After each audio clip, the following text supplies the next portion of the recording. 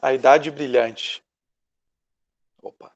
É, então, assim, como vocês viram aí na minha apresentação, né, eu tenho uma formação em História, né, toda a minha formação foi em História, e, ah, e assim, né, sempre gostei de período, né, da Idade Média, então nunca foi minha área de estudos mesmo, né, propriamente, mas sempre tive interesse.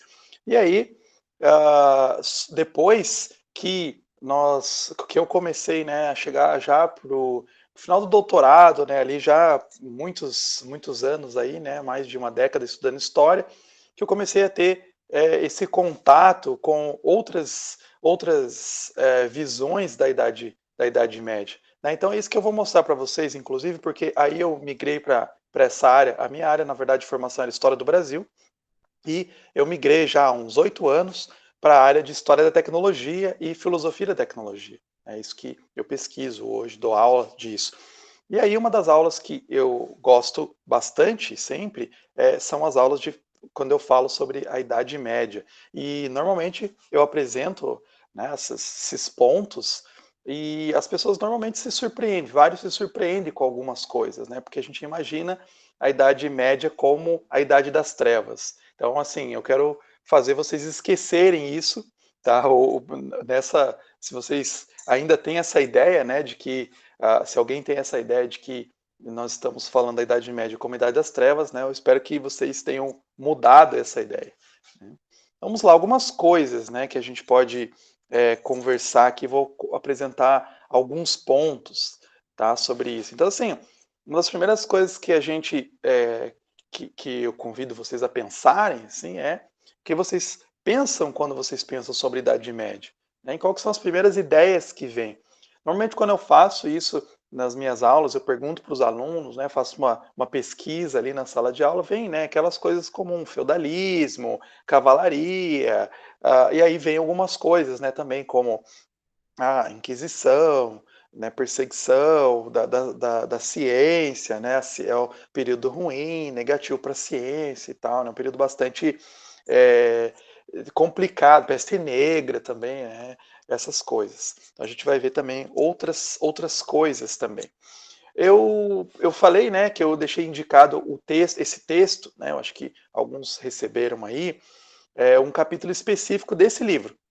Esse livro é muito bom, eu indico ele para ler. Ele não fala só da Idade Média, né? É uma ideia, a ideia do livro é tentar, do David Landes aqui nesse livro, né? Riqueza e Pobreza das Nações, é tentar entender como que algumas nações são tão ricas e outras não tão ricas. O que acontece? O que diferencia? Então ele faz uma história macro, né? Uma visão macro da história, para tentar entender isso. Ele vai buscando alguns elementos. Então e é bem interessante porque é um pouco diferente do que a gente normalmente acostuma aprender no ensino médio, né? Que a gente vem com aquelas ideias, né? E às vezes algumas ideias até preconceituosas, né? Que a gente vai tendo aí por causa até da historiografia que a gente teve. Né?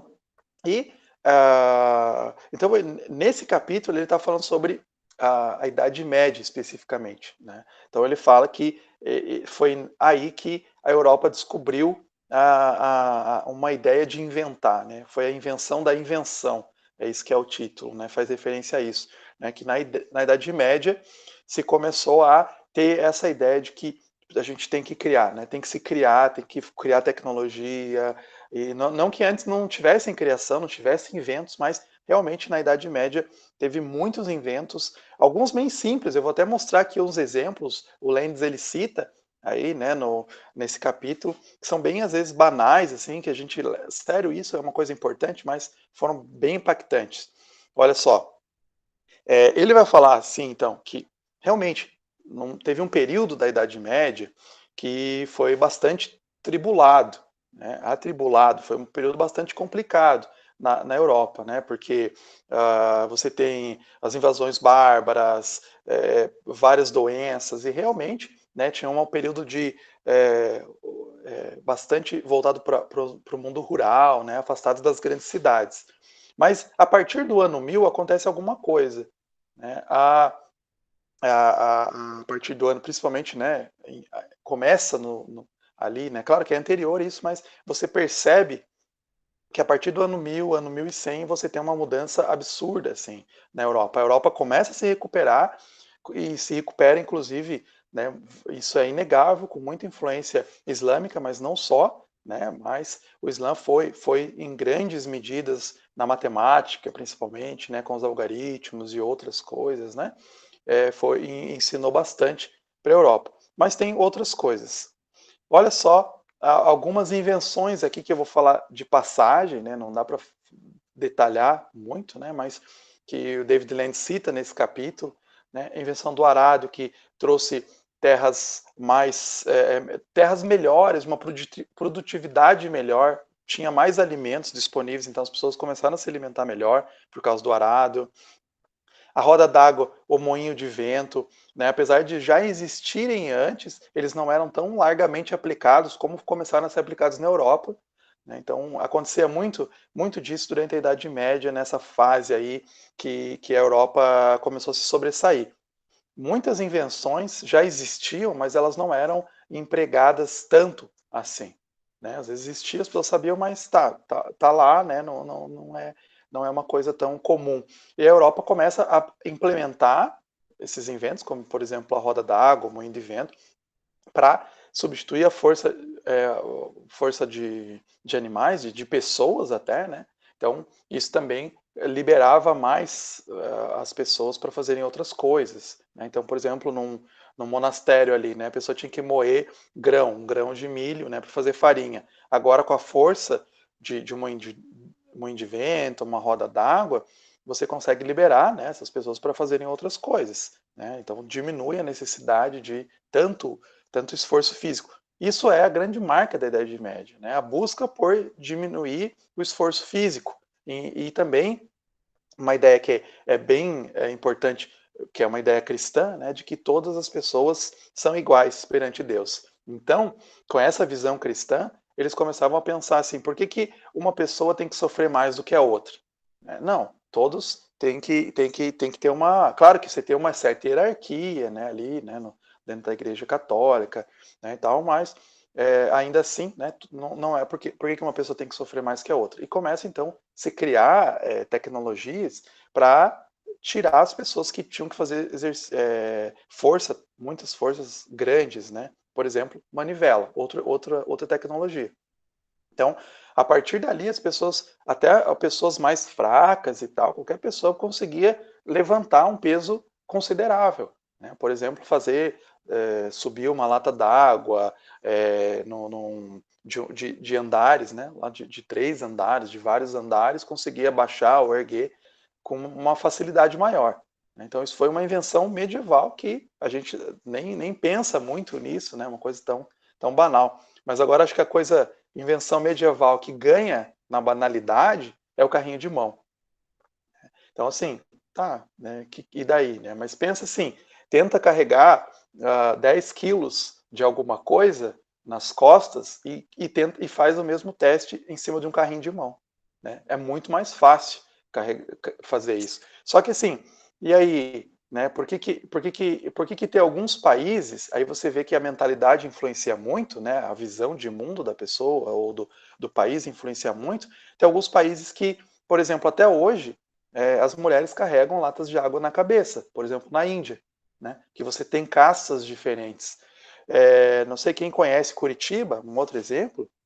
Em Curitiba, no centro ali, no centro antigo, né, tem um paço municipal, que era a antiga prefeitura, e atrás tem uma estátua de uma negra, que representa uma negra no século XIX, né, que tinha escravos, carregando uma lata de água na cabeça. Não quer dizer, não conhecia no Brasil do século XIX, não conhecia o carrinho de mão. A Índia não conhece o carrinho de mão? Conhece. Né? Só que a visão deles é que nós não temos que criar tecnologia para lhe fazer um alívio de trabalho. Né? Aquelas pessoas não são iguais, aquelas pessoas são destinadas ao trabalho, então a gente não tem que facilitar. É por isso que a gente não tem tanta tecnologia aqui no Brasil no século XIX, né? Porque tinha trabalho escravos. Então, isso foi uma das invenções medievais que foi um dos grandes exemplos, estou citando alguns aqui, para ver a mentalidade que se tinha na Idade Média com relação ao trabalho, né, à tecnologia. Relógio mecânico foi outra invenção medieval, principalmente estava nos monastérios, né, porque eles tinham que marcar, né, os horários das várias missas que tinha ao longo do dia, então um relógio mecânico que avisava todo mundo ali na vila ao horário que era exato. Então, inclusive esse autor, o Mumford, né, ele fala, Lewis Mumford, ele fala que o relógio e não a máquina a vapor é a verdadeira máquina da idade industrial, né, porque com a coisa que você consegue agora fazer mais exato o tempo, né, calcular o tempo, então isso já foi lá na Idade Média, né, das germes aí da idade da Revolução Industrial.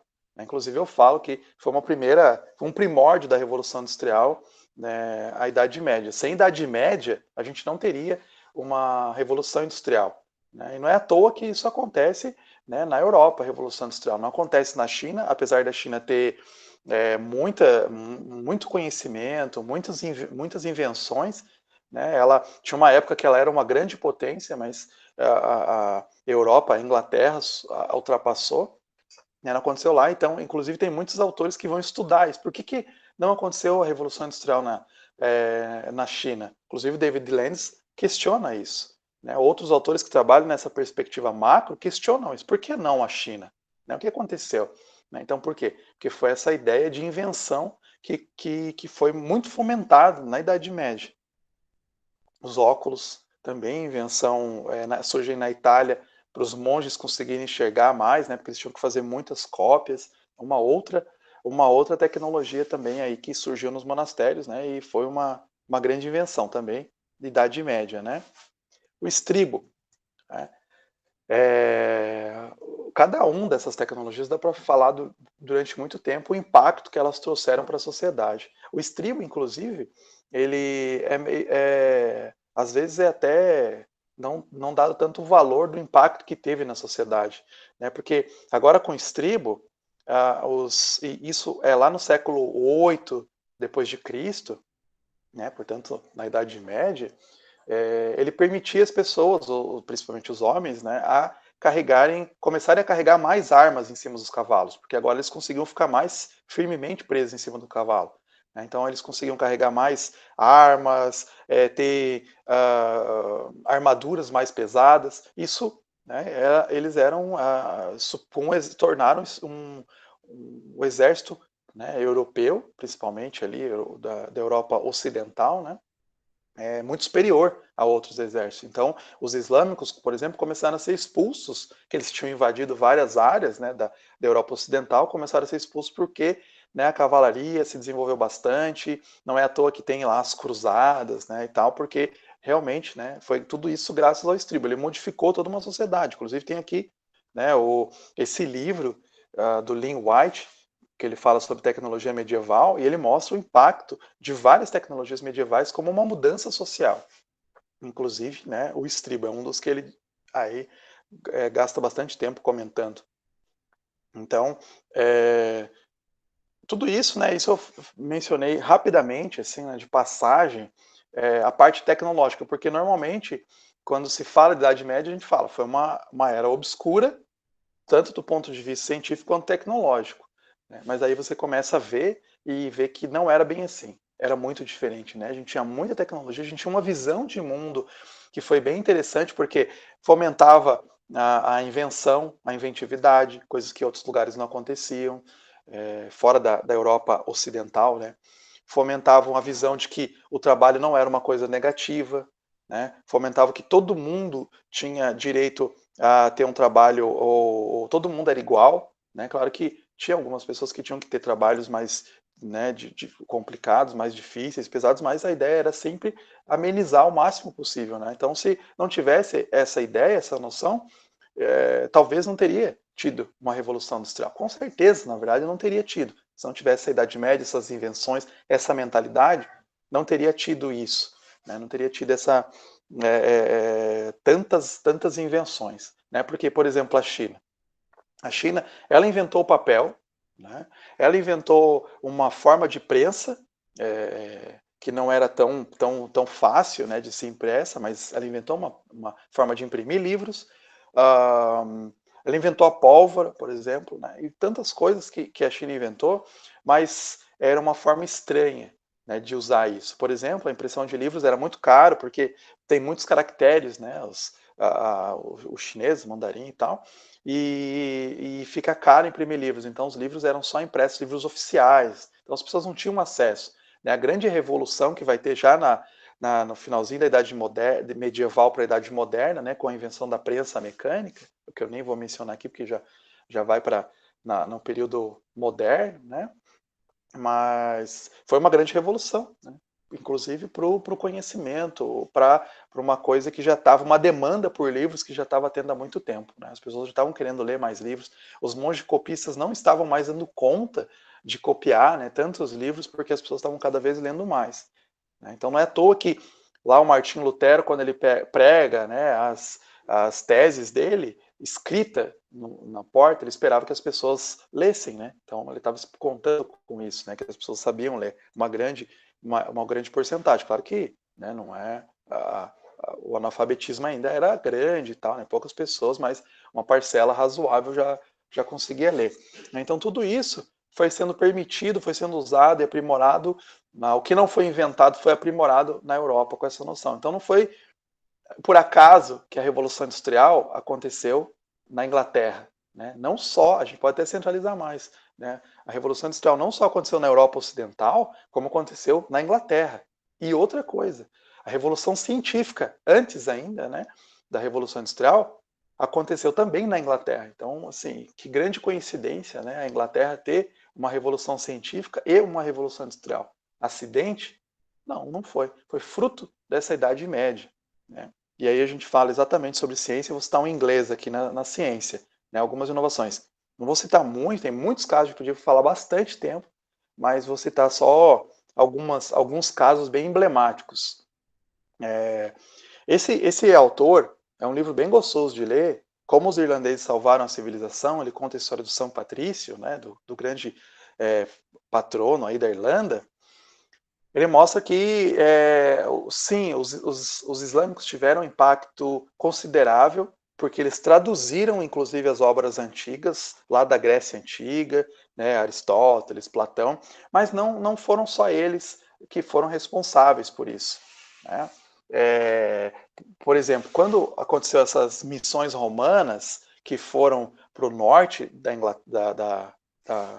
norte da Europa, ali, né, para a Irlanda, esses monges eles se afastaram, né? Porque eles tinham também a dificuldade das perseguições dos bárbaros e tal. Então eles estabeleceram missões nos celtas e lá esses monges eram copistas, né? Principalmente se empenhavam.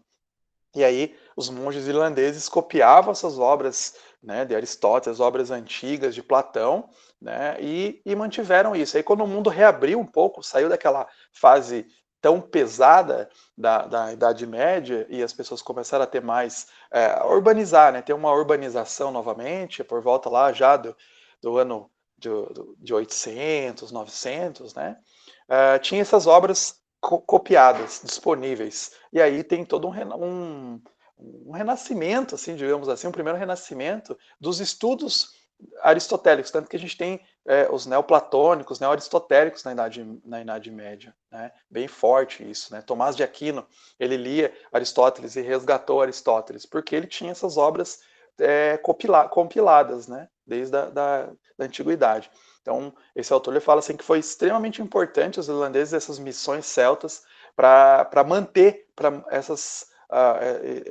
esses estudos antigos, inclusive que tem muitos estudos islâmicos traduzidos, né, que eles adaptavam, tinha corruptelas, então não eram tão puros a transmissão dos textos antigos, né, foram importantes, tal, mas também não eram tão puros, né. Inclusive o Islã, isso também é um tópico à parte, porque é imenso, né? O Islã ele começou a abandonar a ciência, né? Foi ali bem impactante no seu desenvolvimento no século VII, né? Começou a ficar bem forte na ciência, tinha uma casa de saber que era uma espécie de universidade, mas não era ainda universidade, né? E de repente eles começam a se fechar por questões religiosas e abandonar o estudo científico, né? Então ficaram bem para trás. Então é na Europa que muitos estudos, por exemplo, da alquimia, que os muçulmanos trouxeram desde os persas, da astronomia, né, virou, né, da astrologia, né, vira astronomia na Europa. A alquimia vira química na Europa, né, com a Revolução Científica. Aí sim, né, que você tem. Aqui, né, uma figura da imagem de uma casa do saber no século IX. Né? Então, até aí, né, até o ano 1100, os islâmicos eram detentores de grande conhecimento, né, tinham bastante conhecimento científico, mas, como eu disse, eles começam a abandonar paulatinamente. Tem até documentários que encontro bem fácil no YouTube falando sobre isso, bem interessante, sobre esse abandono dos islâmicos da ciência. Então, algo aí aconteceu no campo da ciência a partir do século XI, a invenção das universidades. Essa foi, assim, eu coloco para os meus alunos de filosofia, de história da tecnologia, como um dos pontos principais da Idade Média, né? A invenção das universidades. Então, a gente tem aí a Universidade de Bolonha, 1088, Universidade de Paris, 1150, Universidade de Oxford, 1167. Né? E logo essas universidades, o que eram? Universidades eram elementos religiosos cristãos, né? Eram os monastérios, era como se fosse, assim, eu digo que é um puxadinho dos monastérios, né? Que eles começavam a instituir ali essas universidades. Então era para o estudo da teologia, do estudo da filosofia natural, que eles chamavam, né? Que daí dentro da filosofia natural estava química, física, né? Todas essas coisas do estudo da natureza. Né? E logo, né, na Europa inteira, se espalham essas universidades. Então, é uma invenção genuinamente europeia. Algumas pessoas falam, a universidade surgiu na Índia, olha só, a universidade surgiu no mundo islâmico. Né? Não, mas a universidade, como a gente entende ela hoje, ela é uma invenção europeia. Né? Não tem escolas de saber e coisas parecidas, assim, né, mas com a ideia de universidade, que tem vastos conhecimentos, estuda vários campos do conhecimento, né, realmente é europeia. Então, isso pulula, né, em toda a Europa aqui, surgem várias dezenas. Isso é muito importante para o conhecimento científico. Por quê? Porque você tem uma circulação do conhecimento. Então, uma pessoa, um Galileu Galilei, um desses grandes, né, pensadores medievais, já da era moderna mesmo, eles viajavam, era muito comum. Eles viajavam, né? Por exemplo, Isaac Newton, né, inglês, ia para a França, ia para a Espanha, era muito comum essas viagens. Então, essa troca era muito importante para o conhecimento, coisa que não acontecia em outros lugares. Né? Então, por exemplo, na China, que eu citei, né, eles tinham bastante conhecimento, mas o conhecimento era muito preso, né, não era disponível para muitas pessoas. É uma elite, né, bem específica. Né? Então, isso travava o desenvolvimento, o conhecimento. Era muito importante, né, o debate de ideias, então isso acontecia muito na Europa por causa das universidades. O conhecimento, né, descobrir uma ideia rapidamente, né, o próprio Isaac Newton, que é o grande paradigma aí, né, já da Idade Moderna, da Revolução Científica, né, ele conversava, debatia, dialogava, ia nas instituições de pesquisa, não era só a universidade, né, ia nas instituições de pesquisa, lá em Londres, né, tinha associações para divulgação da ciência, então isso era fundamental. Isso já estabelecido essa imagem aqui, né, que tem as universidades, centros de pesquisa, escolas catedráticas na Idade Média. Né, então já lá já foi estabelecido. A gente tem esse autor, para quem quer conhecer um pouco mais, né, disso, eu recomendo esse livro, que a gente tem em português, História da Filosofia Natural, né, que é exatamente esse estudo, né, passando aí desde o mundo antigo, né, ele vai passando pela Idade Média, Idade Moderna e tal, né, falando, né, desses estudos, astrologia, astronomia, química, né, e tal, alquimia, né, até chegar, então é bem interessante isso, porque é um panorama bem grande. A gente não tem esse outro livro em português, God and Reason in the Middle Ages, que é do mesmo autor, né, Edward Grant, mas também é muito interessante, porque daí ele só foca na Idade Média, né.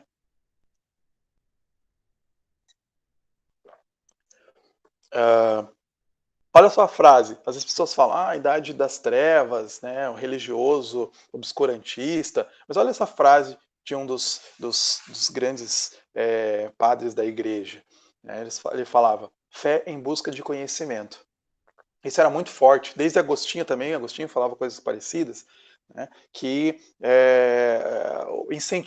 havia um incentivo da igreja para pesquisa, para conhecer, né, porque eles pensavam assim, uma mudança também na Idade Média, pensava assim, Deus criou o mundo, Deus criou o mundo de forma racional, com regras e leis, então nós, seres humanos, nós podemos descobrir essas leis, e estudando o universo, isso está glorificando a Deus também. Então, isso era muito bem visto, o desenvolvimento né, de pensamento, de questões racionais. Então, tinha várias pessoas pesquisando. Claro que o acesso não era né, universal, poucas pessoas podiam, né, tinham, mas se enfatizava bastante. Então, teve muitos pensadores, Tomás de Aquino, né, por exemplo, um grande conhecido, mas outros que eram religiosos, inclusive, e que estudaram filosofia natural, né, que estudaram as ciências. Esse termo não existia antes, tá? As ciências, o cara é um cientista. Não, ele era um filósofo natural. Então, o próprio Isaac Newton, já na Revolução Científica na Idade Moderna, ele não era cientista, ele era um filósofo natural. Inclusive, Isaac Newton escreveu muito mais textos de teologia do que textos de ciência propriamente, né, de matemática e física. Né? Isso é uma curiosidade, que era muito comum. Né? Eles tinham um vasto conhecimento, né? Eles não estudavam só uma área específica, vou estudar só física, só mecânica. Não, né? Estuda uma grande área. Um exemplo para ficar, né?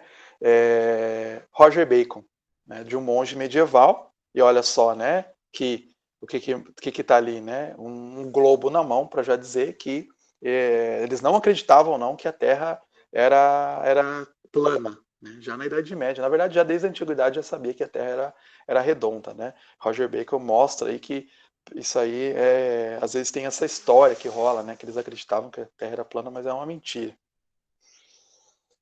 Roger Bacon, então, olha só, ele era um monge franciscano e professor em Oxford, na Universidade de Oxford, tá? E ele publica uma das obras mais importantes dele no século XIII, 1267. Então, ele é um dos proponentes do método científico. Não tem como você pensar o método científico que vai se elaborar depois na Revolução Científica sem falar de Roger Bacon. Não tem, né?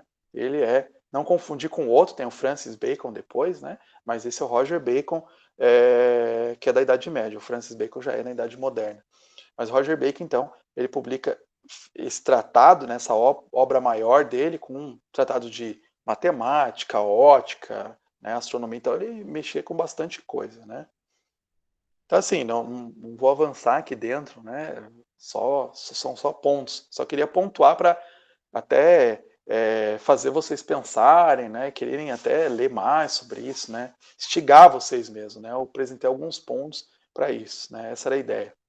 Então a gente se pergunta, né? Quão negra foi a Idade Média, né? Se a gente tem muitos avanços científicos, muitos avanços tecnológicos, né? Por que chegou a isso, né? Por que você falou que a Idade Média era a Idade das Trevas?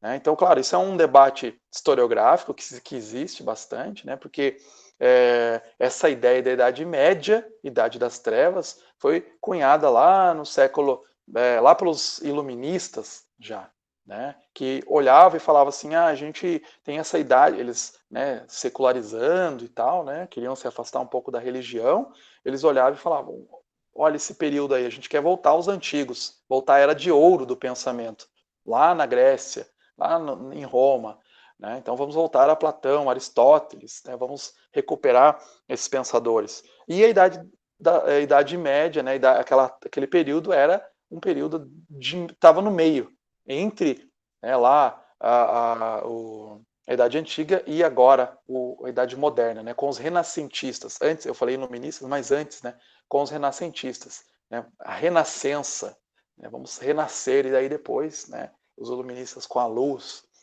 Então, se criou esse preconceito, se falou, né, e aí a gente fica, né, a gente herdou isso e às vezes permanece nos nossos manuais aí da historiografia, nos nossos livros de ensino médio, né, a gente permanece isso, né, como uma repetição, mas que é grande falso. Toda vez que vocês ouvirem falar isso, Idade das Trevas, né, podem pensar, né, que é um grande preconceito e um grande equívoco, porque não foi, não teve nada. Teve muitas inovações, inclusive eu não falei de vários, né, eu só citei alguns, tem muitos outros. Eu dou aulas sobre isso, inclusive, se vocês quiserem depois se interessarem, né, tem 2 aulas gravadas que eu dei esse semestre, né, uma para a história da tecnologia, que eu foco mais em tecnologia, né, tem lá no YouTube, né, nesse meu canal lá que eu coloquei as aulas, e do outro lado da filosofia mesmo, né, da Idade Média. Então eu foco na parte filosófica e na ciência mais. Tá? O nome do canal é esse, Ex Libris DHB, ali, né? Vocês podem ver lá. Tá? Eu coloquei essas aulas, aí eu explico mais, até alguns slides aí vocês vão ver que são até os mesmos, mas lá eu explico mais, né? Mais detidamente. Mas a ideia foi isso, gente, então, né? Agora eu quero ouvir perguntas, aí a gente conversar sobre esses pontos. Eu quis mesmo expor para vocês, né? Apresentar alguns pontos, para, se porventura tivessem essa ideia de que era a Idade das Trevas, né? Tirar isso e ver que foi uma idade brilhante, com muitas inovações tecnológicas e muito desenvolvimento científico. Desculpa se foi muito rápido, né? Mas podemos esclarecer nas perguntas. Muito obrigada, Luiz. E agora, pessoal, a gente vai fazer da mesma forma como foi da última vez, para quem não estava aí. Quem quiser complementar, tirar alguma dúvida, fazer alguma pergunta, pode estar levantando a mão, tá? A gente faz uma filinha e conforme for indo, a gente vai liberando para o pessoal falar.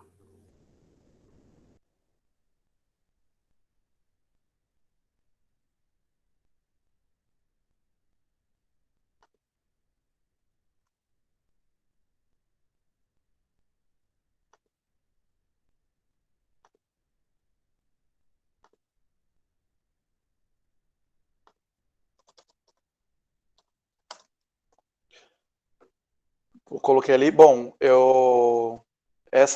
né, a Ana falou ali, eu posso já comentar, né, quão difícil foi a Idade Média, quão conturbada foi a Idade Média, né, realmente, né, foi extremamente conturbada, né, foi bastante difícil viver. Tem até uma coisa, um texto que apareceu que às vezes as pessoas falam, é tão ruim estar vivendo aqui 2020, né, com pandemia e tal, né, com essas coisas. Aí tem um texto assim, qual que foi o pior momento da história, né? Teve um momento lá na Idade Média que foi terrível, que teve peste negra, teve terremotos em várias partes da Europa, inclusive teve erupção vulcânica que gerou uma névoa que cobriu a Europa durante muito tempo, ficou escuro. Então, assim, era extremamente precária a vida, era horrível, né, viver. Então, às vezes as pessoas falam, eu gostaria de ir viajar no tempo, né, e ir para a Idade Média, né? Então, você ia lá, provavelmente ia morrer, né? Não ia durar muito tempo, né? Porque realmente era bastante difícil, né? E fora conturbação política, religiosa e tal, né? Vários problemas. A Ana levantou a mão. Pois é, professor, boa noite, obrigada pelo evento mais uma vez, né, o diálogo ia dizer, maravilhoso, né, o tema é relevante, gostei muito do texto, eu reli o texto, inclusive, né, mas ali, só assim, é só uma observação, não é?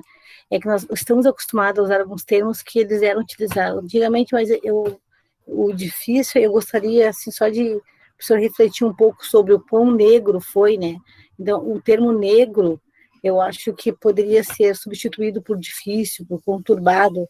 Eu tentei achar uma palavra para lhe auxiliar, porque o termo negro não sei se ele é tão adequado, né, nos tempos de hoje, porque a gente começou a ler um pouco mais sobre o uso de termos que pode ser substituído, né, para não ter um outro entendimento da palavra, né, o que é negro. Então, a gente não vai entrar nesse mérito agora, mas só foi a título de observação. E com relação ao texto, né, como eu coloquei ali em cima, o que mais me chamou a atenção foi o óculos. Efetivamente, eu parei para pensar que eu nunca tinha refletido sobre o quanto o óculos, ele prejudicou, a falta dele prejudica várias pessoas, mas o artesão, né, aquele que vai enfiar, que vai utilizar a agulha, como é que aquele caboclo conseguia um tempo atrás, quanto tempo ele conseguia trabalhar ele conseguia tirar o seu sustento não enxergando, né?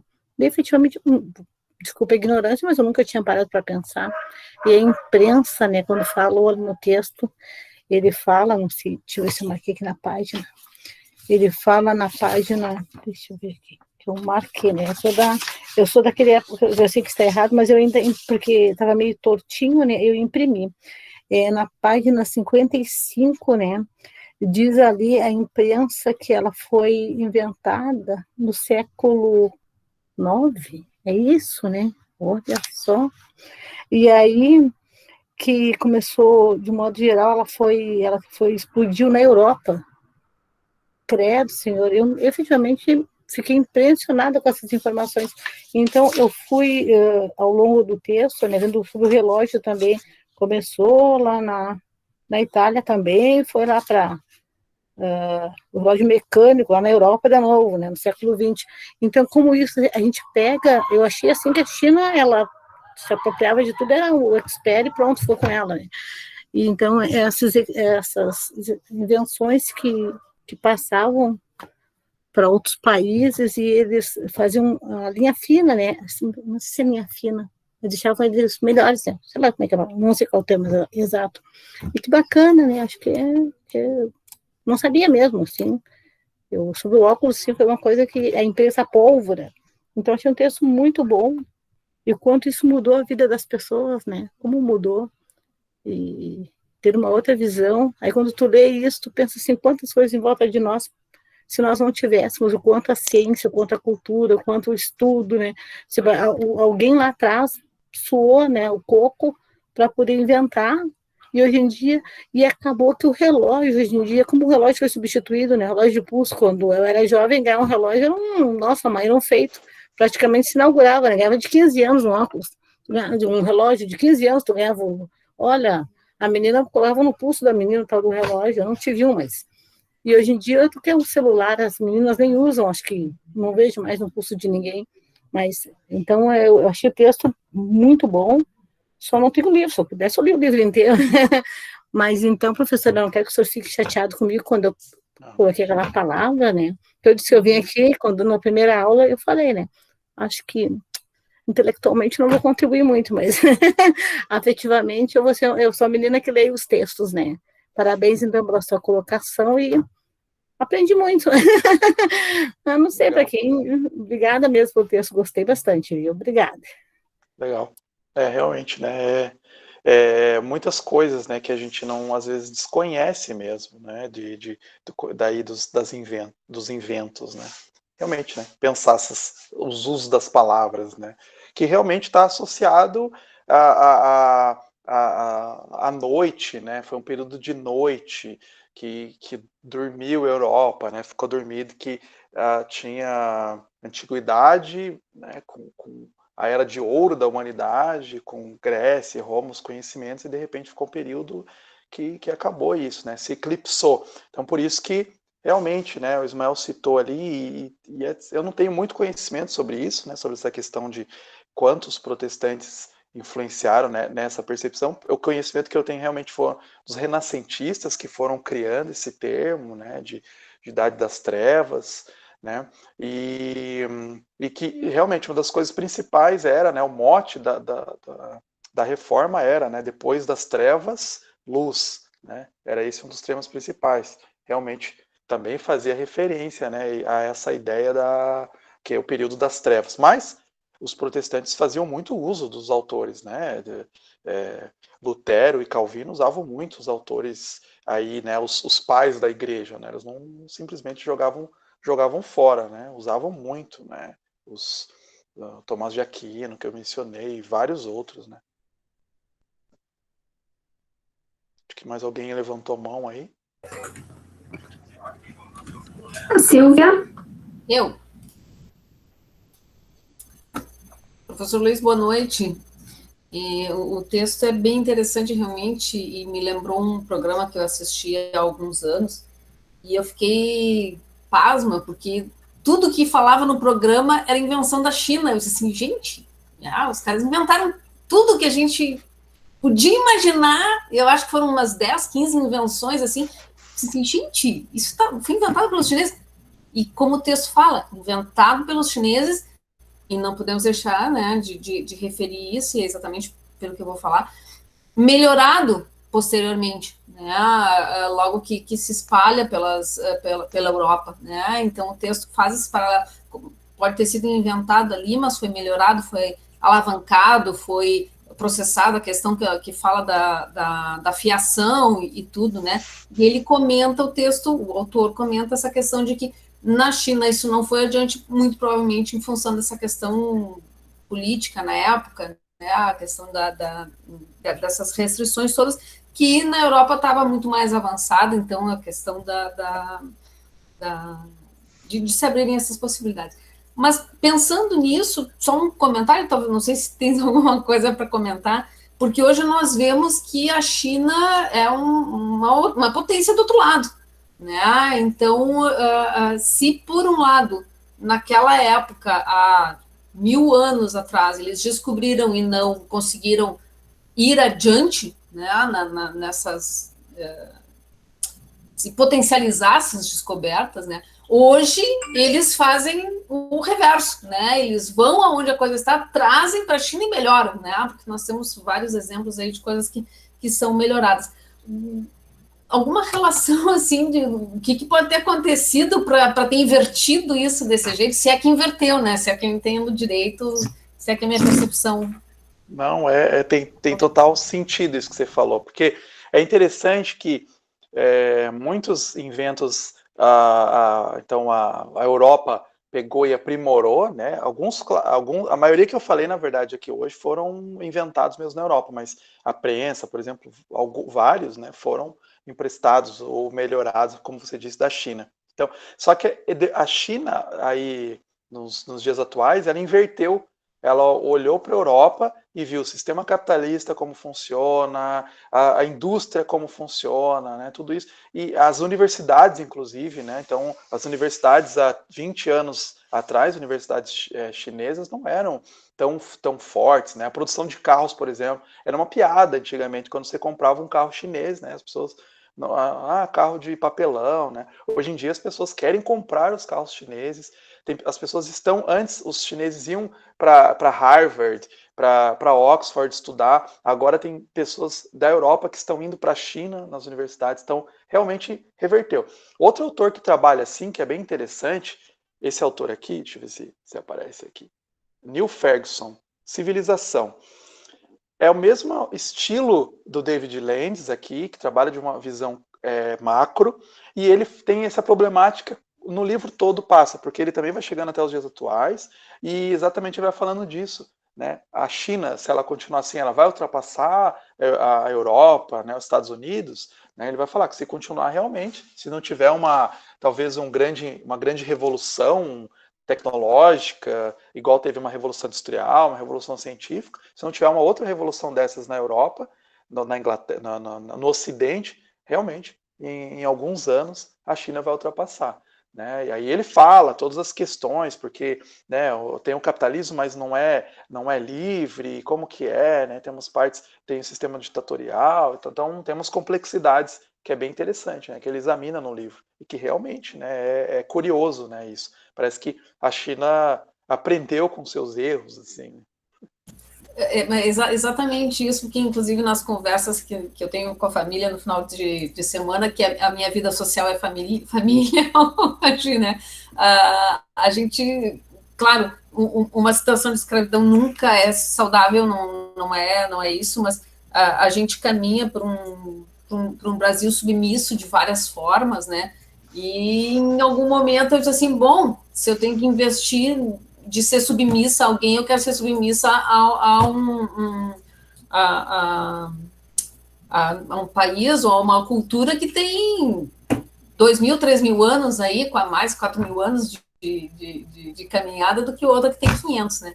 Então, se eles conseguiram sobreviver a todo esse processo, e eu imagino que em 1000 anos eles conseguiram fazer isso. Né? Então, quer dizer, não foi 1000, né? Mas vamos botar entre a primeira universidade que você colocou lá e hoje, né? 2000. Então, eu acho que realmente eles conseguiram ver vislumbrar o que estava acontecendo e reverter. Eu achei bastante interessante. Bom, que bom que eu não estava equivocada, era isso. Obrigada, professor. Até mais, vou deixar a próxima agora. Aí, Igor. Legal. Oi, posso? Bom, obrigado. Tá bom, obrigado, Luiz, pela excelente fala e palestra, né? Enfim, é um tema que eu estou tentando aprender, me aproximar e pegar de vários pontos, tem sido muito importante para mim na caminhada, né? E o texto também eu não consegui ler de maneira tão boa como a Ana Rosaura aí, né? Mas eu também aqui não queria pegar uma tangente e desvirtuar, mas como também é o meu interesse estar aqui, tentar fazer relações, pessoas que já têm caminhado, estudo, acumularam discussão, também não posso perder a oportunidade de fazer uma pergunta, às vezes, um pouco difusa, que vai me ajudar um pouco nessa caminhada, né? Dito tudo isso, tem um trecho no texto, ali na página 59, ali do lado direito, que diz o seguinte, né? Eu tô tentando fazer essa relação entre fé e ciência, né? Que é o nosso projeto aqui, que a gente está matriculado, digamos assim, né? Que nos aglutina aqui, né? Que o autor diz o seguinte, né? Recorde-se aqui que o Islã, ao contrário do cristianismo, lá na página 59 do lado direito ali, não separa o religioso do secular, né? Os dois constituem um todo integrado. O estado ideal seria uma teocracia. E na ausência de tal realização, um bom governante deixa as questões do espírito e da mente, em sua mais ampla acepção, para os doutores da fé. Isso pode significar um duro golpe para os cientistas. Então, eu queria fazer uma pergunta assim, mais difusa, no sentido de que, desde que eu passei a compreender um pouco mais, como servidor público, da coisa pública, né, eu sempre vi na democracia uma organização em que se pudesse, assim, diminuir o poder centrado num homem e numa mulher, né? Isso pudesse atenuar, aí eu vou fazer uma relação rápida aqui com a minha fé, poderia atenuar, por exemplo, atrocidades em função do pecado. O homem é mau, então ele tem um potencial para destruir o mundo, então se a gente fatia esse poder, a democracia viabiliza um pouco isso, né? Mas tentando fazer esse exercício de volta, de integração de fé e conhecimento, e reconhecendo que talvez as nações teocráticas não sejam talvez as mais democráticas, talvez sejam, sei lá, aqui eu estou chutando que eu não sei, tá? Não é minha área de estudo, mas sei lá, o Paquistão, o Irã, o Afeganistão, a gente não concebe como uma sociedade assim livre, né? Que é um valor muito próximo, assim. Mas, por outro lado, também tentando fazer um vínculo entre fé e ciência, a gente não poderia pensar, tô só pegando esse ponto para ver essa crítica que o autor coloca, né, como quase que tornando a teocracia como uma coisa ruim, sei lá, daqui a pouco também o Vaticano, não sei se bem se enquadra, mas talvez seja um caso também de teocracia, né, se nessa relação de integração entre fé, por exemplo, ter uma nação teocrática, isso não fosse um problema para a ciência, por exemplo, né.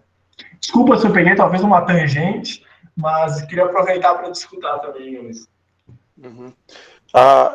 Realmente, porque o que aconteceu, né, no Islã, porque muitos autores colocam, né, foi exatamente essa força da religião ali que invadia tudo, que não deixava. Então, quando estava pesquisando alguma coisa que contradizia ou podia contradizer a fé deles, né, então isso era cortado.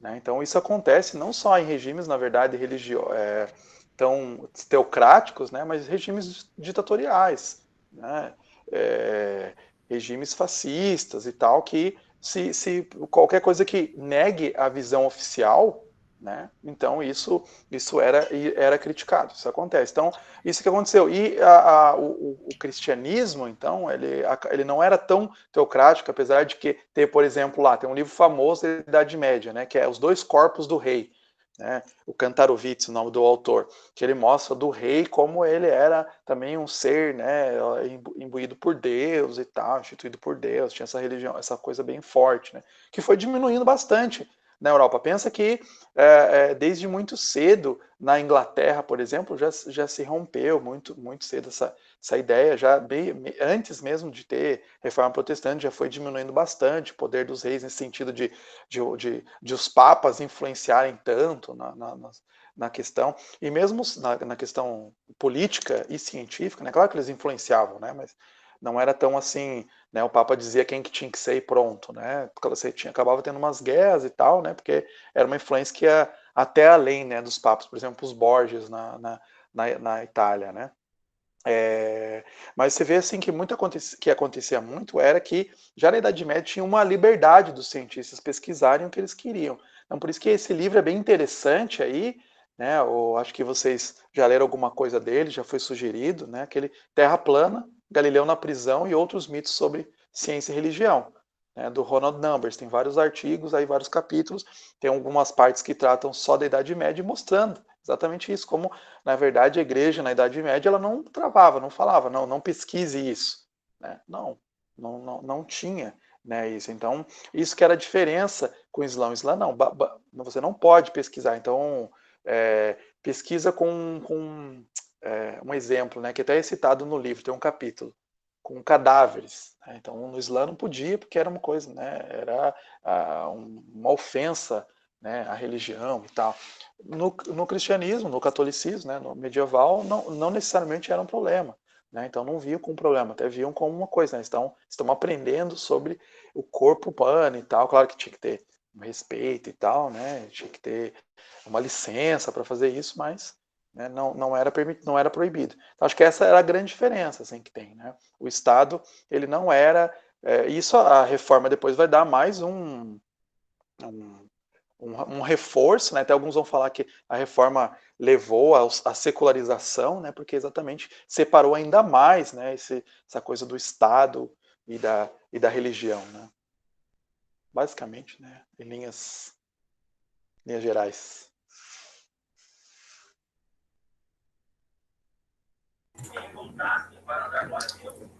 Clândio,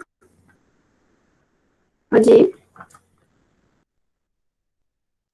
Tá mutado, isso. Boa noite, professor, boa noite, colegas, né?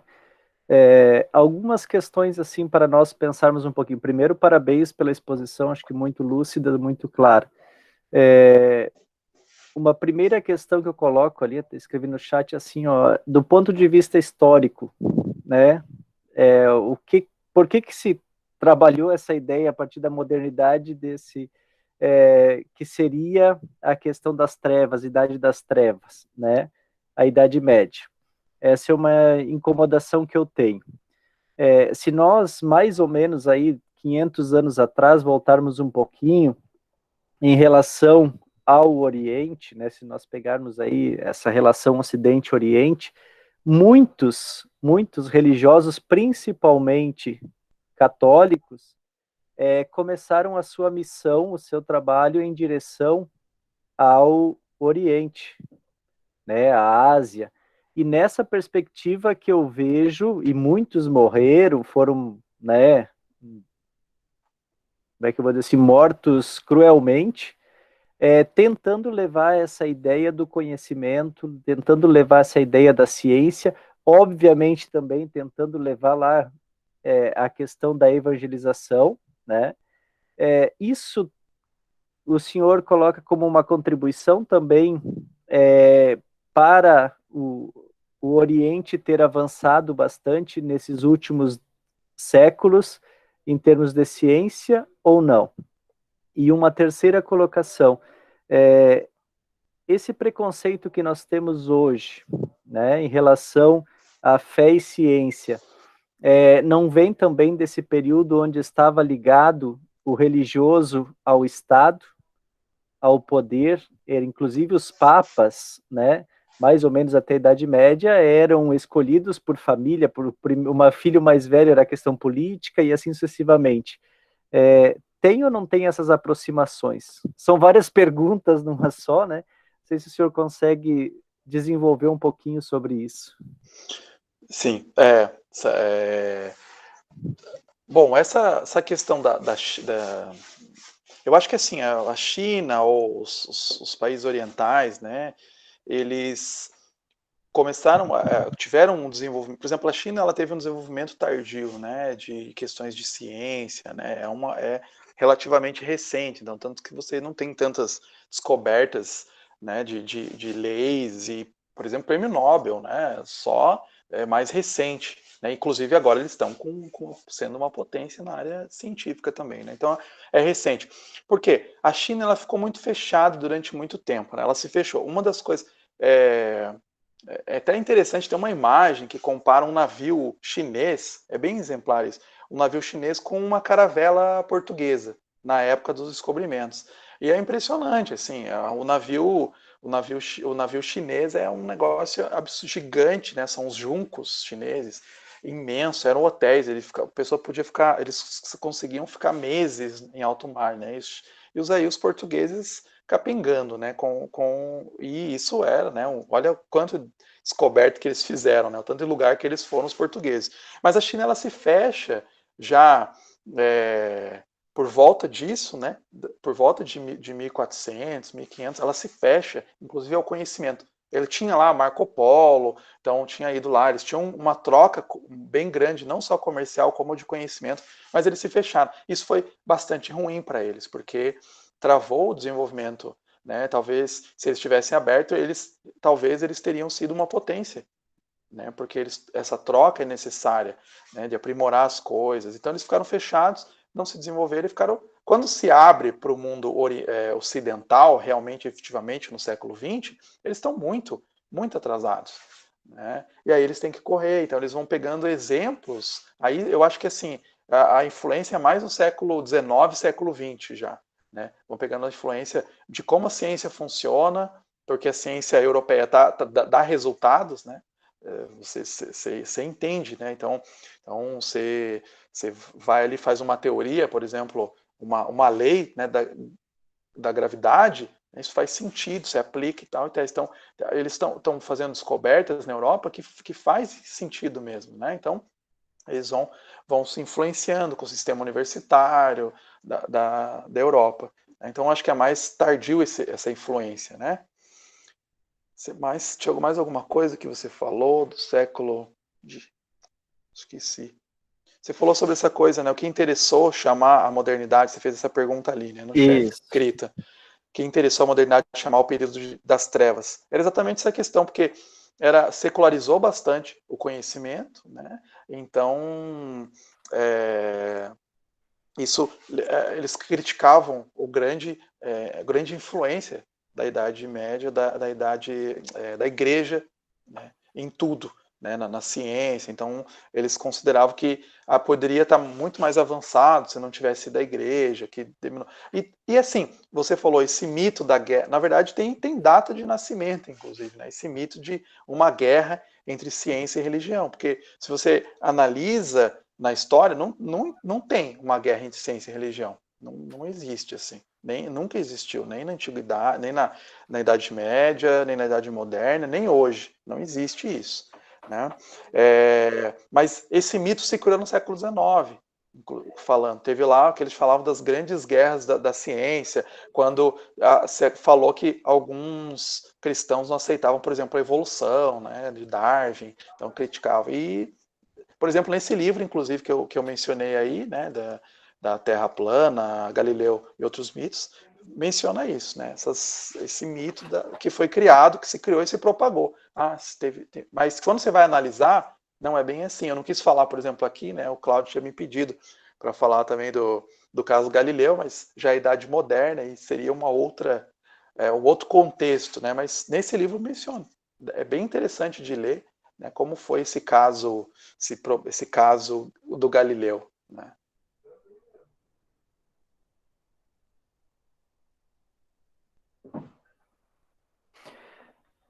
Professor, só a última pergunta ali, e no meu ponto de vista, quando a igreja esteve unida ao Estado, aconteceram coisas não tão boas na história, né? E nesse momento que a gente está vivendo, foge o período, né? Agora a atualidade, essa aproximação que está acontecendo governo e igreja, de novo, ou certas igrejas, qual é o risco disso para um Estado de direito democrático?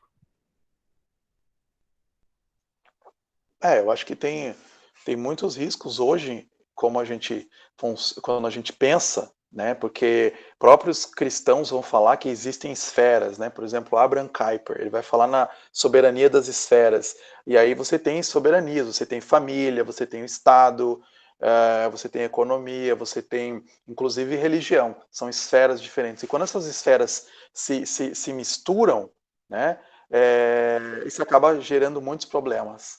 Então, inclusive, por isso que muitas pessoas vão falar que a reforma trouxe o secularismo porque separou, falou, não, tem coisas que é do Estado, tem coisas que é civil e tem coisas que é da igreja tratar. Não dá para misturar, né? Se a igreja entra e misturar em coisas de política, agora sim, eu acho que também a gente entende muito mal, assim, no Brasil, no mundo, a questão do secularismo, né? A gente acha que secularismo é assim, não pode ter um cristão na política, por exemplo. Né? O secularismo o cara não pode ter uma Bíblia na escola. Não é isso, eu acho. O secularismo é outra coisa.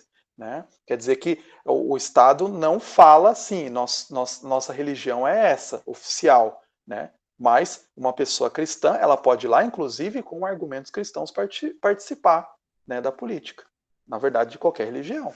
Né? Ele pode chegar lá e falar, eu sou de tal religião, estou participando aqui como a figura de tal religião. Eu só não gosto desse quando é, né, o pastor tal, né? O cara se coloca o título dele, né? Pastor tal, candidato pastor tal. Mas como um cristão, né? Porque o pastor ele já é um cargo, né? E tal, já é uma outra questão, né? Que a gente tem que é outro assunto. Mas, né? Eu acho que a relação fica problemática quando você coloca uma religião acima dominando, né? E falando, porque assim a gente vive num mundo plural, tem várias opiniões diferentes e a gente precisa dialogar. Né? A gente pode levar para a praça pública argumentos religiosos para defender algumas ideias, mas a gente não pode, né, impor assim, né? Todo mundo tem que pensar desse jeito.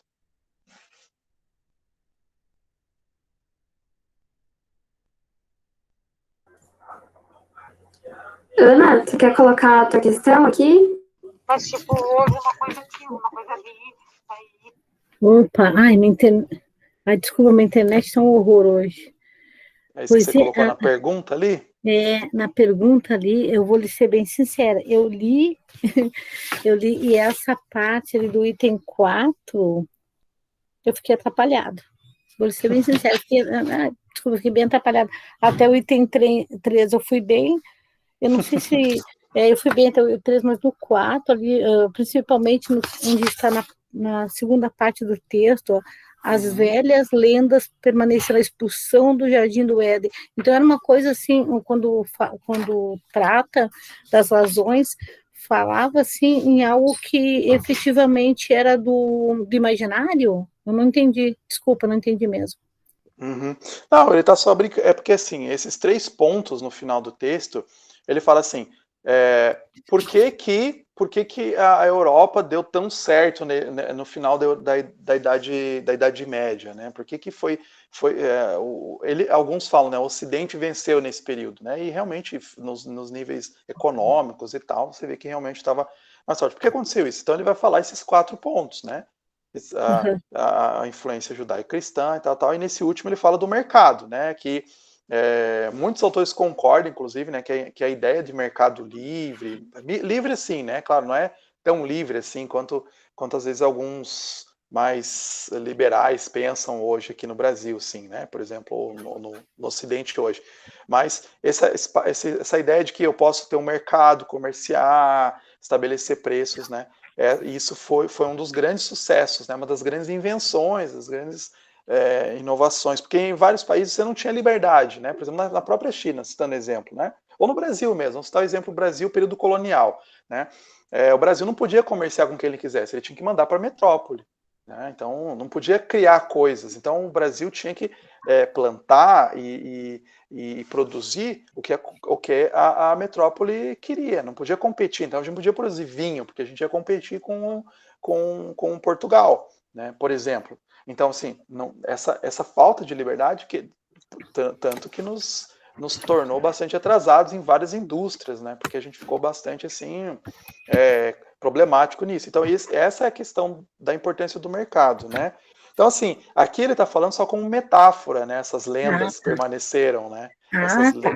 Tá? Então, quando ele fala do Prometeu, por exemplo, né? Essa ideia do Ícaro, eram ideias que mantinham nas pessoas, inclusive você vê nas artes, tá? você vê nas artes, aparece nas pinturas da época, para falar, ó, tomem cuidado com o que vocês estão inventando, né? Por exemplo, Prometeu, né? Você vai voar, chegar tão próximo do Sol, ou roubar, né? Roubar, na verdade, né? O Prometeu, ele rouba o fogo dos deuses, né? Você roubou uma coisa, cuidado, né? O Ícaro, que chega, né? Vai voar tão perto do céu, que chega tão longe, que acabou caindo. Então, é isso que é cuidado, né? Cuidado com o que vocês querem. Foi o que eu entendi, mas eu achei que eu tivesse entendido errado, né? Eu tenho uma dificuldade, eu acho que eu entendo o troço errado, então eu leio, mas eu entendi mesmo. Mas é muito interessante. Nossa, mãe, o texto foi muito bom. Se eu tiver outros textos para mandar, tô aceitando, né? Porque assim, como o senhor mandou um xerox, uma cópia, né? Ficou meio torto, eu imprimi, mas se o senhor tiver outros, eu quero ler. Gostei muito mesmo, professor. Meu Deus do céu, estou impressionada. Muito bom, parabéns pela escolha, professor. Legal. Obrigado. Eu não sei se nós temos acesso virtualmente a esse livro, não sei se tem. Não, né? Eu tentei procurar o PDF, mas não achei o resto. Não encontrei. É pena que também ele está esgotado aqui no Brasil, né? Eu não vi mais. Ele tinha em português, ele estava esgotado. Eu mesmo não tinha original. Eu tenho só eu peguei na biblioteca da minha universidade. Eu tenho o inglês. Ele é grandão, assim. É esse aqui, assim. Ai, que show. E daí o original não tinha xerox da universidade. Isso aí, então, é xerox de xerox. Né, porque não tem, está esgotado no Brasil. Podiam publicar, que é muito legal. Mas esse outro autor que vai na mesma linha aqui que eu mencionei, o Neil Ferguson, tá? Ele vai na mesma linha. Esse também é um livro bem acessível, assim, é bem parecido, né? Eu gosto desses autores que pegam a visão macro, assim, né? Tentam entender o macro, o mundo inteiro, né? Claro que às vezes é complicado, tem até umas críticas, né? Porque como que eles querem abraçar tanta coisa, né? Então falar do Brasil, falar da China, falar da Inglaterra, mas é legal, é interessante, é um esforço bem interessante. Exige uma leitura, assim, a gente tem que ler e refletir, né, sobre a leitura, porque a gente acaba pensando que entendeu errado, porque tu lê, mas não pode ser, aí tu lê de novo, mas não pode ser. Eu acabei, esse item, se tivesse um tempinho, eu marquei para perguntar, né, se sobrar um tempo eu pergunto. Aí, agora eu tentei, né.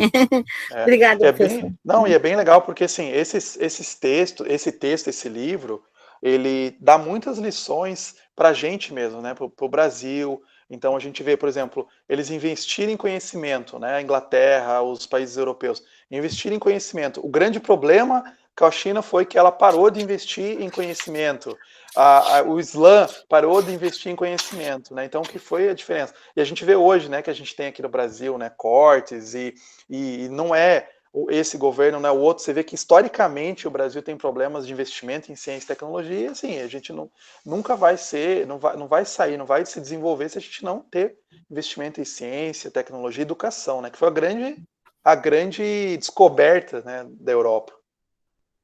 É verdade. É que nós agora, na minha concepção, quando poderia mudar o cenário, né, nós retrocedemos algumas casinhas no tabuleiro, na minha singela entendimento. Então, agora acho que é um cenário bem complicado. Então, daqui a um tempo, nós vamos contar essa história aqui que está no livro. No entendimento, sai muita coisa daqui, a ideia sai daqui, e não houve um investimento, né, professor? Nós parece que tudo que vem daqui, ele tem menos valia, no meu entendimento, né? Acho que nós temos uma ciência, uma pesquisa muito boa, acontece aqui nos institutos federais. Eu sou oriundo da Universidade da URGS, e é só lá na URGS, por que citam a URGS e não citam o próprio Instituto Federal? Mas lá fazem assim, ou lá na outra universidade fazem de outro jeito. Mas nós temos aqui uma pesquisa muito bem feita pela juventude, que é o Instituto Federal é jovem, e já está ali com um ranqueamento bom, e tem os profissionais, esse tipo de atividade pensada. Imagina trazer um professor que traz essa leitura para nós. Eu acho que isso aí nos faz refletir, nos faz ver de um outro jeito. Eu, por exemplo, eu vou multiplicar esse conhecimento. Meus colegas, eu tenho certeza, aqueles que sabiam, eu tenho certeza que a maioria já sabia, mas uma pessoa que eu não sabia efetivamente, de muito desconhecia, eu vou multiplicar. Eu acho que isso é importante. Para as pessoas que eu trabalho diretamente com a EJA, estudantes da EJA, eu acho importante ter esse conhecimento, por que não? Tem de muita valia. Olha, mais uma vez, obrigada se tiver outros textos, volto a reforçar. Se a Silvia sabe, me conhece mais de perto, né? Se a Silvia puder mandar para mim esses textos, eu vou agradecer, tá? Obrigada, professora. Legal. Mais questões, gente? Não sei se deixei alguma para trás aqui também. Pedro, por favor. Boa noite para todo mundo. Eu gostaria de fazer algumas ponderações daquilo que eu compreendi do todo, e foi muito interessante esse tema trazido em relação à Idade das Trevas, né? Nós estamos discutindo o porquê deles terem denominado esse período como a Idade das Trevas. E levando em consideração tudo que foi dito acerca de obtenção do conhecimento, né, nos diferentes lugares, e a forma como eles se fecharam durante algum tempo, e isso impossibilitou a obtenção e o avanço do conhecimento. E vendo isso tudo, eu percebo que a modernidade não chegou do nada, né? Assim como tudo que acontece é preparado um terreno antes. E eu percebo a grande virada que houve a partir da reforma, porque de todas as maneiras, Lutero, quando e todos os outros reformadores, quando trouxeram a ideia central da reforma, é que todos são iguais. Ele trouxe esse conceito geral de igualdade, e ele quebrou com aquela sociedade hierarquizada, elitizada, onde só o clérigo podia obter o conhecimento. Ele quebrou totalmente com isso. Então agora todos somos iguais e todos somos sacerdotes, e todos, através da leitura e de uma análise concreta da palavra que a gente tem e do mundo que nos cerca, a gente pode chegar ao conhecimento. E isso, evidentemente, repercutiu em todas as esferas, né, do conhecimento, inclusive na filosofia e na ciência. E outra questão que eu achei interessante, acho que alguém falou antes sobre um sistema teocrático, e, ao meu ver, a teocracia nunca funcionaria de forma libertária, nunca propagaria o ideal de liberdade por conta de sistemas que seguem essa estrutura. Um governante, para se intitular o escolhido por Deus, ou até mesmo o próprio Deus, né? Como houve em tantas civilizações, desde os primórdios, desde o Egito, e hoje ainda, né, tem civilizações em que pessoas acreditam ser a representação de Deus na Terra. E nunca, não tem como haver liberdade num sistema desse, porque tamanha prepotência de uma pessoa, na sua imaginação, achar-se superior aos demais de forma a governar, né? E essa liberdade de pensamento que é promovida por esse rompimento da elitização do conhecimento é fundamental para que nós tenhamos liberdade sempre, porque eu tiro da caixa, né? Eu tiro da caixa o conhecimento que é só para mim, como a China fez, a gente só vai ficar fechado para nós e o conhecimento vai ficar aqui, e isso não promove inovação, isso não promove liberdade. E eu achei muito interessante a maneira como tu colocaste, professor, o posicionamento de que qualquer pessoa que esteja em um cargo político, as crenças dele não devem interferir de maneira como é. As pessoas têm muito medo, né? Eu escuto bastantes comentários como esses, a aproximação do governo do Brasil ou de mais lugares com esse lado religioso, e as pessoas veem isso como uma ameaça, mas isso não é uma ameaça de nenhuma forma. Eu vejo isso como total propensão à liberdade, porque quanto mais pessoas que a gente tiver na política que defendem seus ideais, que tenham convicção daquilo que eles acreditam e façam uma análise do mundo a partir daquilo que eles acreditam, isso só vai promover a liberdade. Então, a gente tem que ter, sim, pessoas no sistema político com suas crenças muito bem firmadas, independente de quais elas sejam. Legal.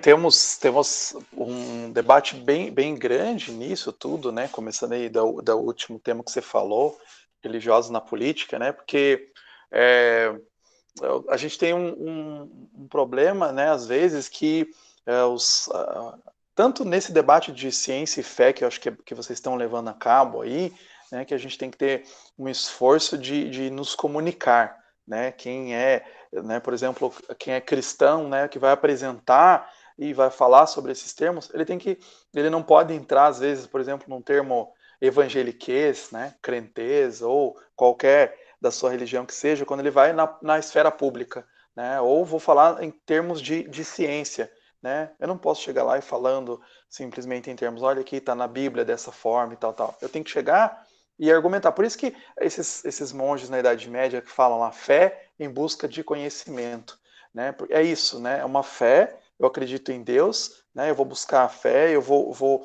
usar e não vou fazer vou fazer uma ciência, vou fazer o melhor que eu posso, né?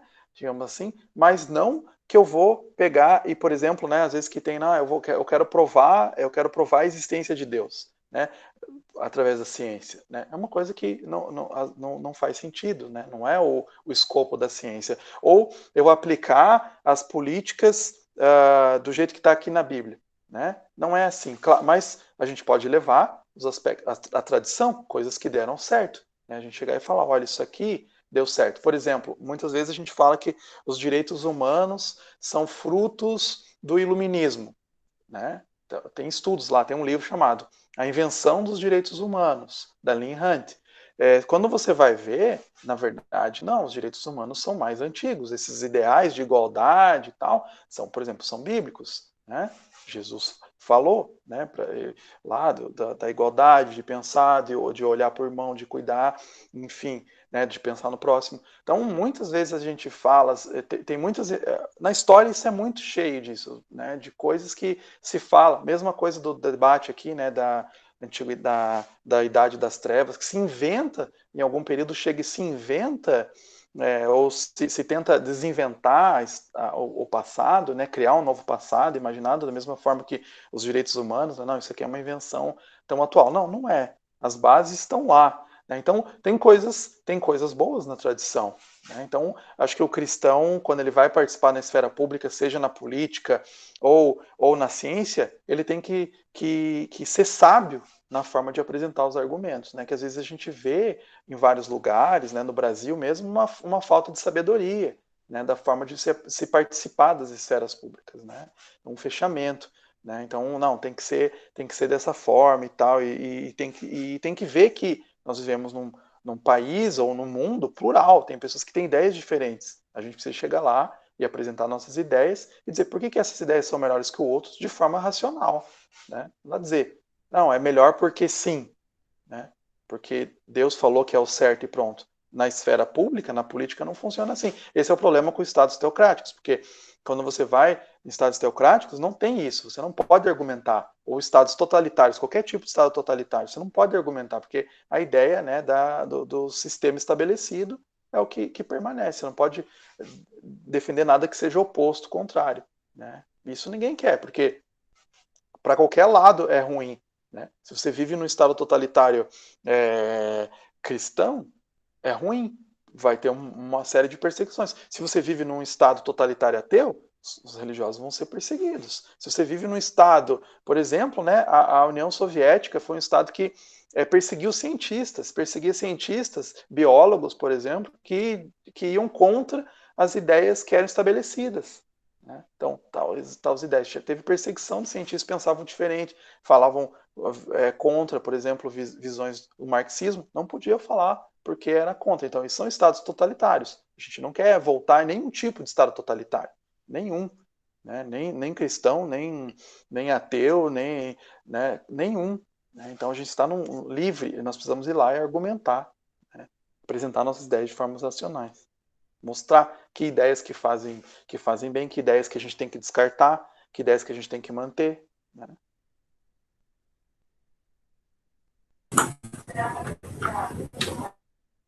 Mais alguém, pessoal? Alguém quer fazer algum complemento? Fazer alguma pergunta? Podem ficar à vontade.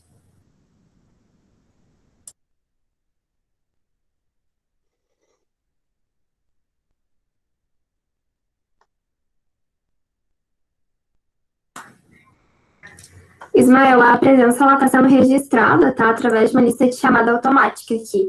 Então, a gente usa uma adaptação aqui que fica registrando todas as entradas e todas as saídas.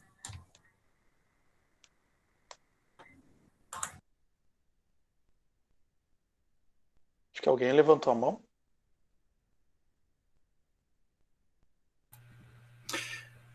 Oi, professor, parabéns pela sua apresentação, foi muito, muito interessante. E eu vou lhe provocar, aproveitar o seu conhecimento, e o senhor pudesse explorar um pouquinho essa questão que foi tangenciado com relação à ciência e ao controle dela, né, tanto do ponto de vista religioso quanto político. Como é que o senhor enxerga, por exemplo, por que em alguns casos essa ciência é incentivada, em alguns casos essa ciência, o desenvolvimento científico é abafado ou é proibido, né? Em alguns casos, e aí, modernamente, o não investir em ciência não seria uma forma de uma forma indireta, fazer esse controle, né? Não dando, por exemplo, incentivo financeiro, que é uma forma muito, de repente, sutil de não deixar desenvolver, quer dizer, assim, você não proíbe, mas deixa morrer a míngua, não incentivando. Então, eu não sei se foi claro, mas eu acho que foi tangenciado isso, e eu gostaria assim, que o senhor pudesse ampliar um pouquinho, discorrer um pouquinho sobre isso. Eu achei muito interessante e eu acho que é uma coisa que pode ser desenvolvida. Muito obrigado e pela sua palestra e muito contente de estar aqui. Legal, Paulo. Muito bom questionamento. Eu acho que tem as duas questões aí que você colocou, né, a ciência e o controle, né, da ciência e o não investimento, eu acho que partem de uma mesma mentalidade, com relação ao que considera ser importante ou não a ciência. No sentido assim, por exemplo, quando eu acho que nem tem a ver, por exemplo, hoje, né, o não investimento em ciência, e na verdade não é só hoje, tá? Se você analisa, eu dou uma aula, recente, inclusive essa semana eu dei uma aula para história da ciência no Brasil, e você vê que o investimento em ciência no Brasil ele é historicamente baixo, realmente, em relação ao PIB. Em relação ao PIB, 0,28% é uma média, historicamente. Isso desde sempre, desde que o Brasil é Brasil. Por quê? Porque não se vê a ciência como uma coisa importante. Então, a mentalidade, muitas vezes, é imediatista. Então, nós somos imediatistas, nós queremos resultados rápidos. Então, quando a gente pensa assim, vamos investir alguma coisa que vai durar, por exemplo, universidades, né? Você investe isso para ter um retorno, é muito tempo, né? Você vai criando as universidades, vai gerando. Pensa o desenvolvimento na Europa aqui que eu falei, né? São séculos de desenvolvimento para você chegar e ter uma revolução científica lá, né? 600 anos, né? Para ter uma revolução industrial, quanto tempo teve? E aí, claro, que depois vai ficando mais rápido. Então, a China demorou uns 50 anos, né, para desenvolver, para chegar num patamar assim que ela é uma concorrente dos países ocidentais.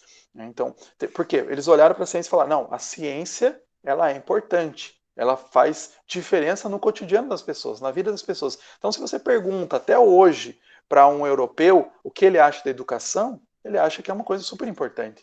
Se você pergunta para um brasileiro, né, aí ele já fala, depende, né, será que precisa investir tanto? Não, não. O que a gente tem? Os discursos. Não é só um discurso da elite política. Você vê discurso disso nas redes sociais, as pessoas falando, professor ganha muito para fazer pouco, é muito caro o aluno brasileiro, se gasta muito dinheiro, se investe muito em ciência, em tecnologia. Então, assim, está espalhado, né, essa mentalidade no Brasil. Então, o que acontece? Aí por isso que eu acho que é isso, assim, né? O não investimento na ciência é fruto dessa mentalidade que tem que a ciência não é importante, que foi a diferença que fez na Idade Média, porque eles olhavam e falavam, não, ciência é uma coisa importante, né? Não só porque traz resultados práticos, né, tecnológicos, mas como também é um meio para eles, né, a mentalidade deles medieval, é um meio de conhecer a Deus, porque eu estou conhecendo a natureza, né, eu estou fazendo um trabalho que Deus quer que eu faça. Né? Então, é isso que é. E aí, quando você vê países que tentam controlar a ciência, eles veem que tem efeitos reais, né, de controlar a ciência, de fazer, às vezes, uma ciência planificada, como eu citei o exemplo da União Soviética. Né?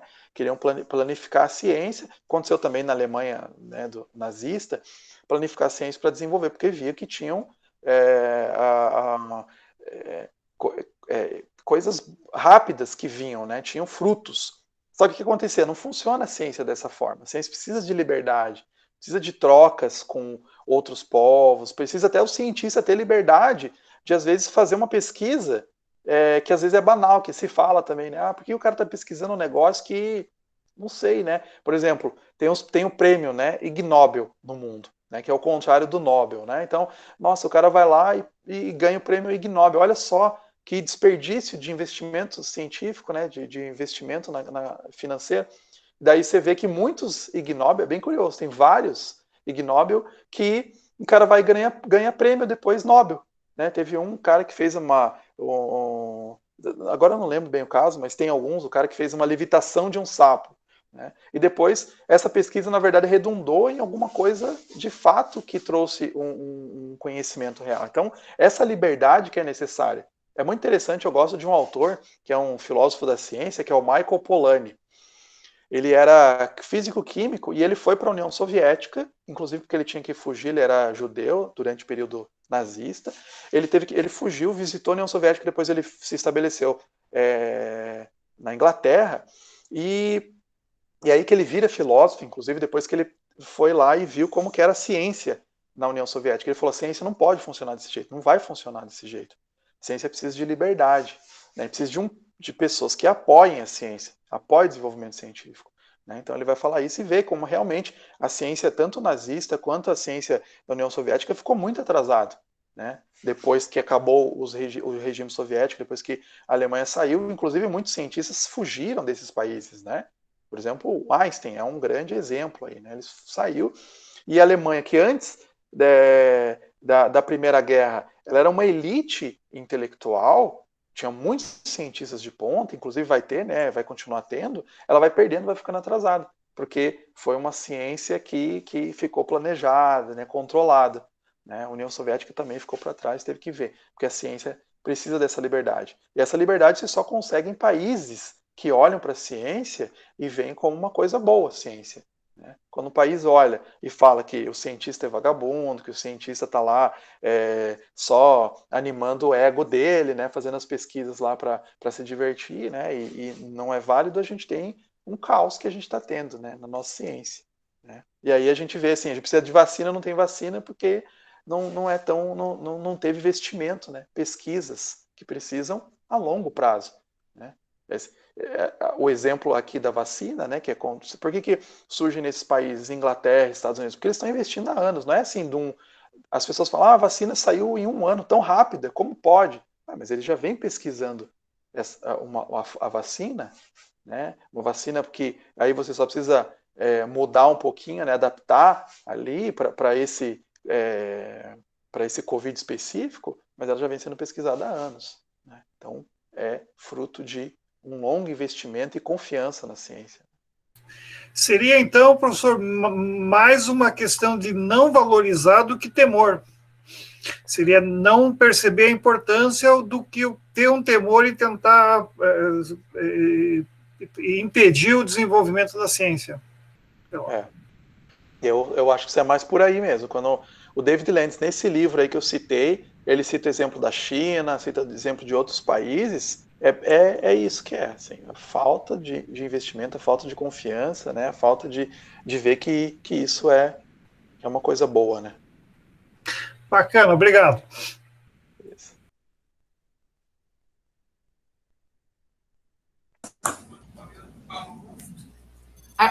Acho que pode ser eu. Não vejo mais ninguém com mãozinha levantada. Acho que pode.